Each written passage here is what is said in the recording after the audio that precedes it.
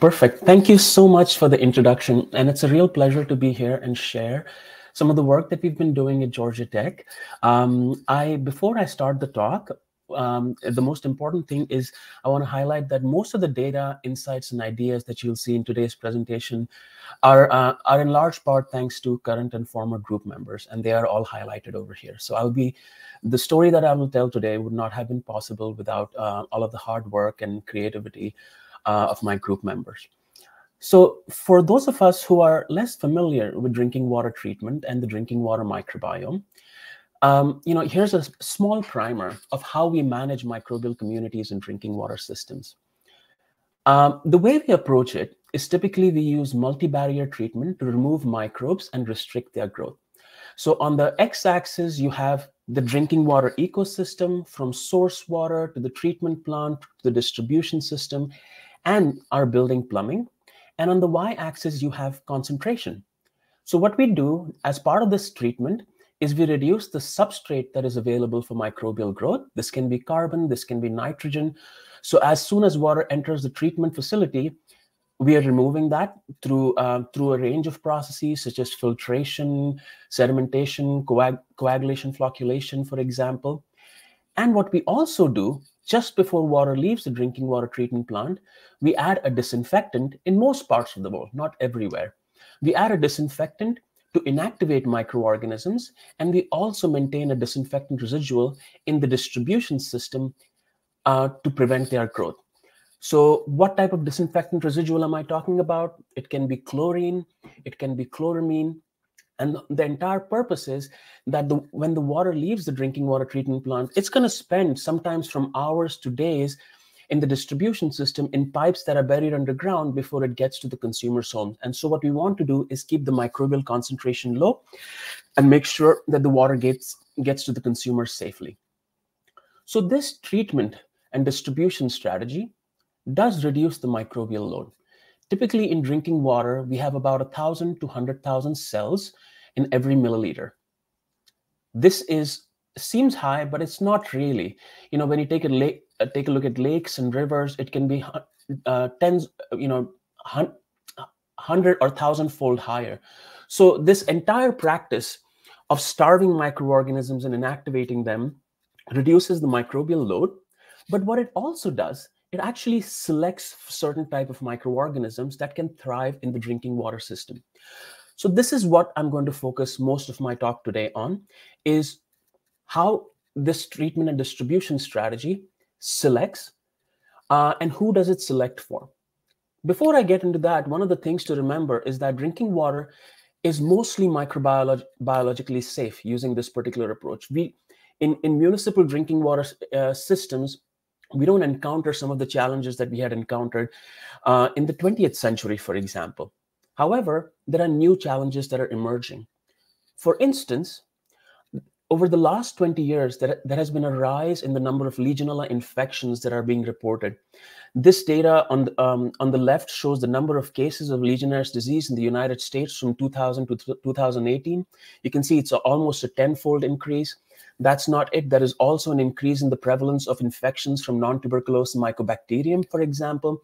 This data is from South Korea, and we're seeing this trend. In fact, there is a report, this is now a couple years old, that shows that only in the United States, for municipal drinking water systems, there are about, from small and large systems, there are about 7 million waterborne illnesses each year. And these illnesses result in about 6,000 deaths and hospitalization costs, which are about 3.33 billion. And that's just the hospitalization cost. It doesn't account for the lost productivity, for example.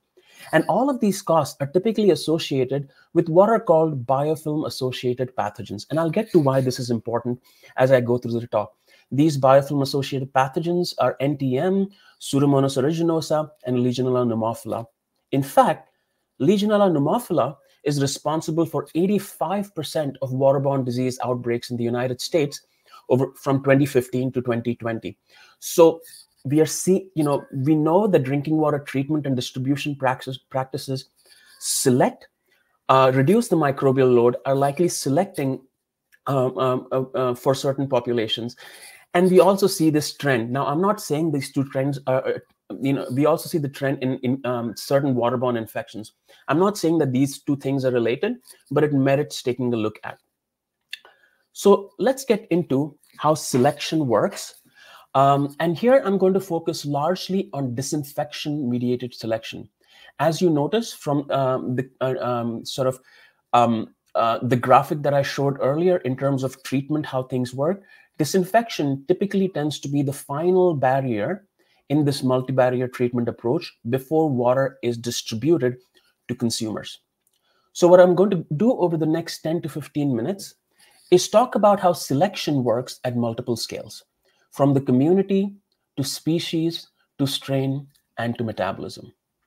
Before I do that, what I want to do is introduce you to a new resource that we have just released. This publication is on bioRxiv. Preprint is on bioRxiv. It's just been accepted for publication in Environmental Science and Technology. But we've released a drinking water genome catalog. We've put together drinking water metagenomes from around the world, whatever data is available publicly. We've curated and assembled and curated high to medium quality genomes. And this is to make efforts to study the drinking water microbiome much more systematic. This drinking water genome catalog currently has about 3,000 genomes and 1,100 species clusters. And we hope to keep updating this and making sure that this becomes a community resource as we move forward. Until then, it's also available online for anybody to use. So you can go to this Figshare link and you can download the data. You can use, update as you please. But when I talk about selection now, disinfection-mediated selection, I'm going to rely on this drinking water genome catalog. Because what this has, it has genomes that are linked to samples from around the world, where there are different source waters, there are different treatment strategies. But what tends to be quite common in many of these drinking water systems is disinfection tends to be an important final barrier in drinking water treatment. So let's take a look at what we find out from this drinking water genome catalog. The first thing that we see, first I'll orient you on the y-axis is detection frequency, is how often a particular genus was seen in drinking water metagenomes globally. On the x-axis is its mean relative abundance, and each data point here reflects a particular genus. So we've taken all the different genomes or species clusters that we've assembled, and we've clustered them down at the genus level. What you begin to see that there are certain genera that are very, very common in drinking water systems, and they tend to be quite abundant as well. So about 5 genera are seen in 60% of drinking water systems globally. Now, this might not seem like a lot, but you have to remember that the source waters are fundamentally different across different treatment systems globally. So seeing these signs of selections is quite interesting. There are about 5 genera that are present in 60% of drinking water systems globally. I'm going to name them. The first one is Sphingomonas over here. The second one is UBA4765 as it's currently defined in the GTDBTK database. Then there is Mycobacterium, Hyphomicrobium, and Novosphingobium. So 5 genera detected in most systems. Now, if we try to assess, then do these genera explain the beta diversity of drinking water microbiome? And what I'm doing over here is I'm taking 2 different drinking water systems, and I'm capturing the total difference between them in terms of beta diversity. And then I use the least number of genera that explain as close to the total difference as possible. So what this means is the fewest genera that can get as close to the total beta diversity kind of gives us a sense of, maybe there are certain genera that are like ecologically adapted to the drinking water system. And what we find is of those 5 genera that were detected in 60% of the system, it takes only 2 genera to explain nearly 90% of the beta diversity of the drinking water systems globally. So even more significant selection down at the genus level, where it's only these 2 genuses that capture nearly 90% of the beta diversity. So Sphingomonas explains a lot, and it kind of makes sense there are many different species that are part of that Sphingomonas genus that are detected in drinking water systems. So on the y-axis, you have detection frequency. On the x-axis, you have species rank within the genus. And you can see that Sphingomonas has about 34 different species. There are some species that are detected in 50% of systems, and there are some species that are detected in, say, 1 or 2% of the systems. So Sphingomonas has 34 species.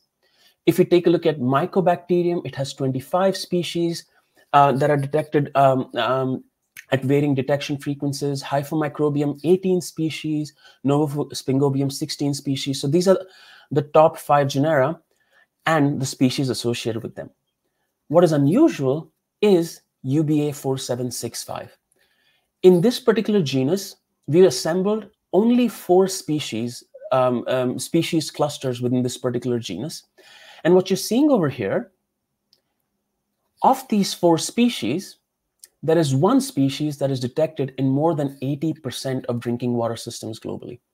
So that is incredible to see, that there is this one particular species that is detected in so many different systems. Now, when we first saw this data, we were a bit worried about what is the likelihood that this is contamination. But when we reviewed the literature, when we reviewed all the studies that had published it, the DNA extraction protocols were different, the filtration material used was different, the PCR reagents were different, even the sequencing platforms were different. So this is a real signal, because we have assembled this particular species from about 80% of the publicly available drinking water metagenomes. If I take this particular species now, if I take UBA4765 as a genus and take those 3 species and do proteome comparisons between them, what becomes quite clear is that most abundant species has about 2 strains in it: species 1, strain 1, species 1, strain 2, and the other 2 species are a bit more dissimilar to species 1. So the most abundant species that was detected in 80% of global drinking water metagenomes has 2 different strains as part of it.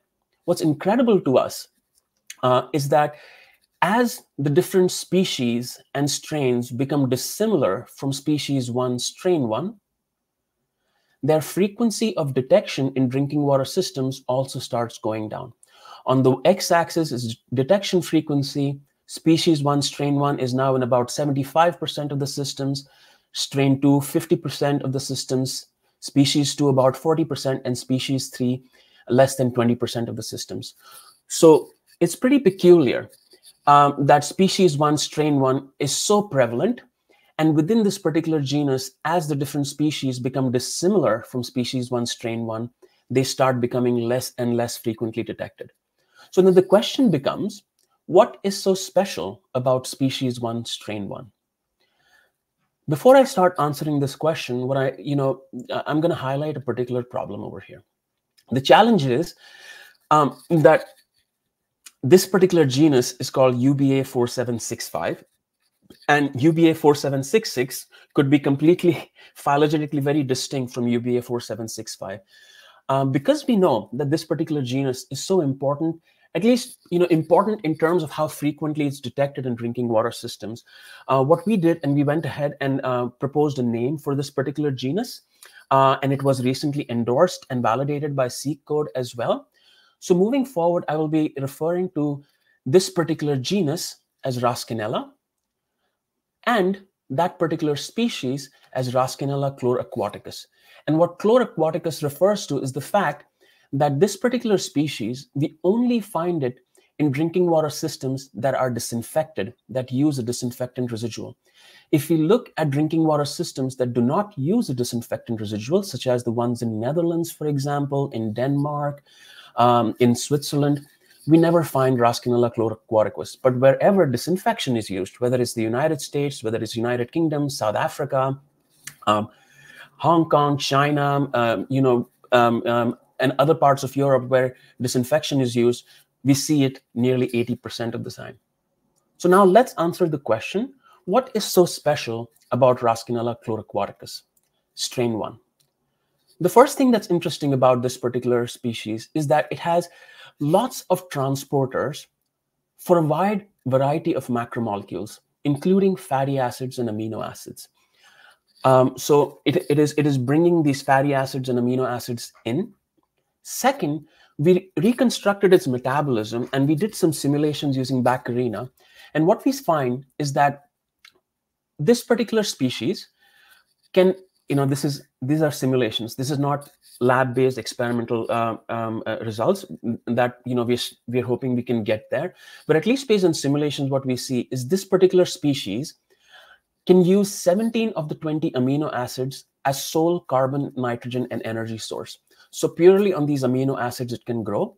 There are 3 amino acids that it cannot grow on, and these amino acids are aromatic in nature. So it is unable to use aromatic compounds.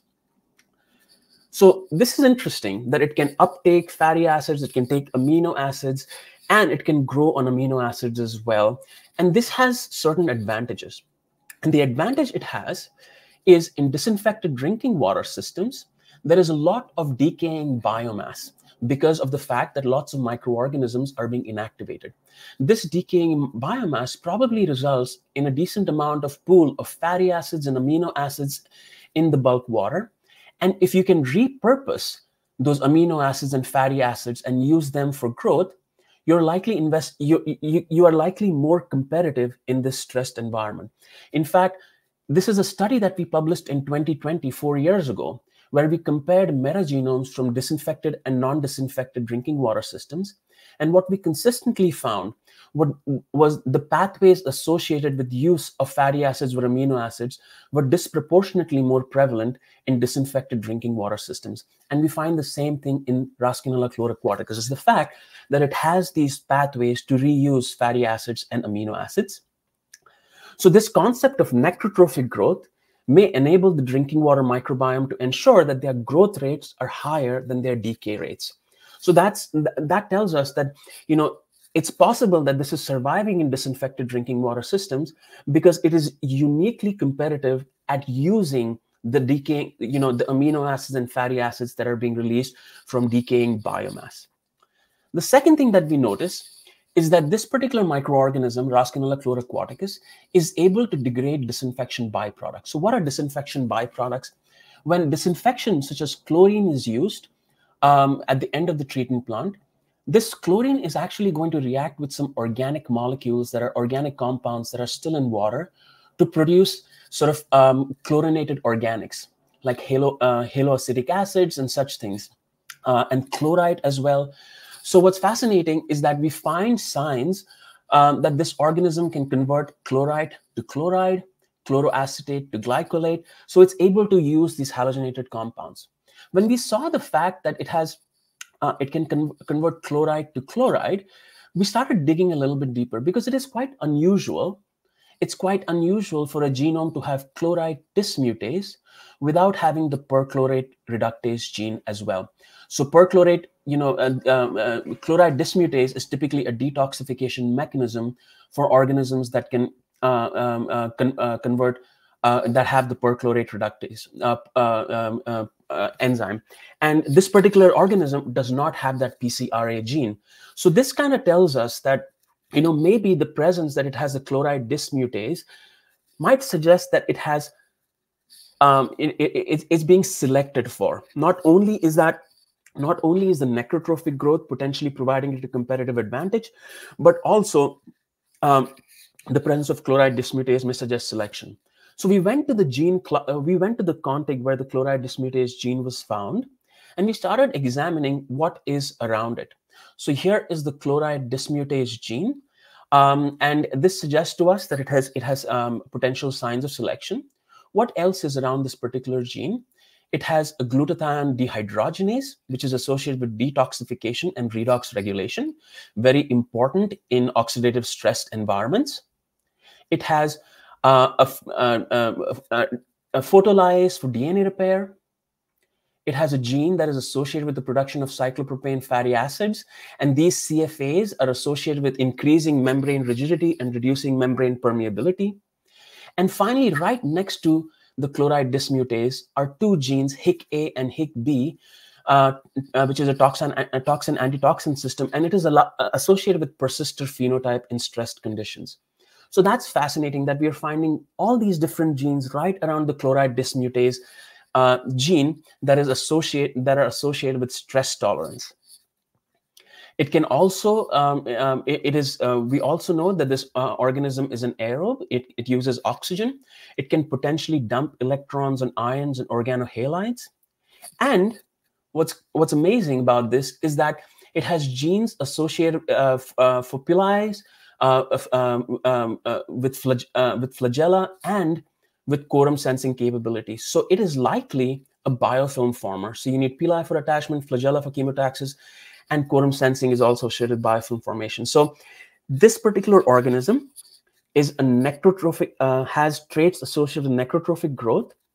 It has telltale signs of disinfection-mediated selection, and it is a biofilm former. So what we've done is we have reconstructed the entire metabolism of this particular organism. And this is a very understudied organism, Raschinella chloroquaticus. Until about a few weeks ago, it was UBA4765. It was a genome within UBA4765. It was actually also on NCBI annotated as all different things.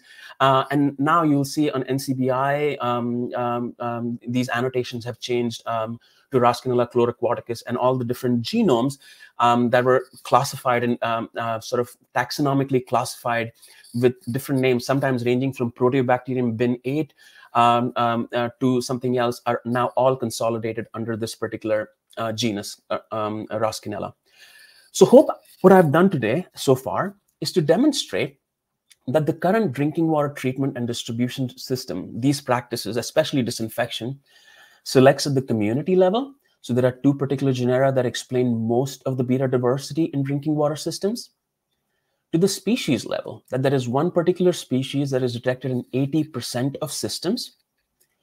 To the strain level, that even two strains within the same species, one strain is fitter than the other strain. And there are reasons for this. I left this out of this talk, but I can talk about this if there are questions. And at the metabolism level. So this particular approach that we're using, which is highly pathogen-centric philosophy for drinking water quality management, is selecting for biofilm-forming, necrotrophic, and disinfectant-resistant bacterium. So I'm an environmental engineer, and whenever there are these cool science findings, I have to ask myself, so what? What difference does it make? How can it improve or inform the way we manage drinking water systems? How can it improve the safety of drinking water?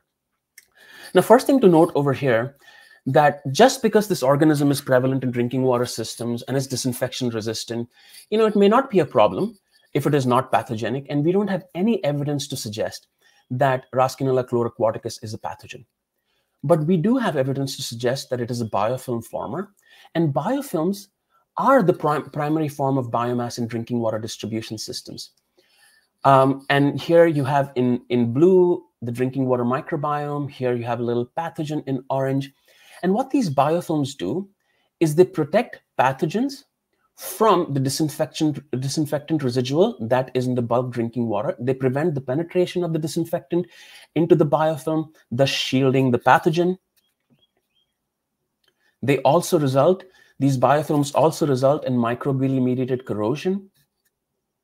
These biofilms slough off into the bulk water and can result in biological instability. So just the fact that this particular organism is a biofilm former, is detected in 80% of drinking water systems, has disinfection resistance, the next question is how much of the biofilm is associated directly with this particular organism, Raschinella chloroquaticus. We don't have a good answer to that. These findings are quite new, but this is something that we will take a look at moving forward. So I'll summarize here really quickly by saying that this particular treatment approach, which is pathogen-centric, where we are removing substrates available for microbial growth, where we are adding a disinfectant to kill microorganisms, with the hope that if we reduce the concentration of microorganisms, the pathogen concentration will also go down. But this approach is selecting for biofilms and biofilm-forming necrotrophic organism, and biofilms are the primary form of biomass in drinking water distribution systems. Now, that's not it. I keep mentioning this concept of necrotrophic growth and the fact that this organism can grow on 17 of the 20 amino acids as a sole carbon nitrogen energy source. What's actually quite fascinating is we've known since the 1970s that Legionella pneumophila, the prime pathogen of concern for the drinking water field, associated with 85% of waterborne infections in the United States, its preferred growth substrate is amino acids. Right? We've known this for a really long period of time. And it's interesting to also now see that the current strategy of drinking water treatment and distribution using disinfectants is selecting for an organism, Raschinella chloroquaticus, which also prefers amino acids as its growth substrate, at least based on simulations. We do not know we don't have any experimental data yet. There is no cultured isolate or enrichment of Raschinella chloroquaticus. This is something that we're working on. So, again, correlation is not causality, but this suggests that however, the way we are treating drinking water and the way we are distributing it could be selecting for organisms that like amino acids. So this is my takeaway from this particular talk of how disinfection selects for biofilm-forming, necrotrophic, and disinfectant-resistant bacterium. I'm going to end by acknowledging the funding agencies that support our work and my research group, which is who are responsible for most of the research. And before I end, I also want to put in a small plug. If you're interested in microbial ecology, environmental microbiology, in the setting of engineered water systems, whether it's drinking water, whether it's wastewater, I have a conference to highlight to you. This is the 11th Microbial Ecology and Water Engineering Conference. It's hosted by the International Water Association. It will be in Atlanta, Georgia, next June. And here is the link and the QR code for you to get to the conference website. This is a fantastic conference. It's very, very focused on microbial ecology and engineered water systems. And the call for papers is live right now. So if you're interested in attending this conference, please go online and submit your cool research for consideration. And with that, I'm going to stop sharing screen and come back online. Thank you for your attention.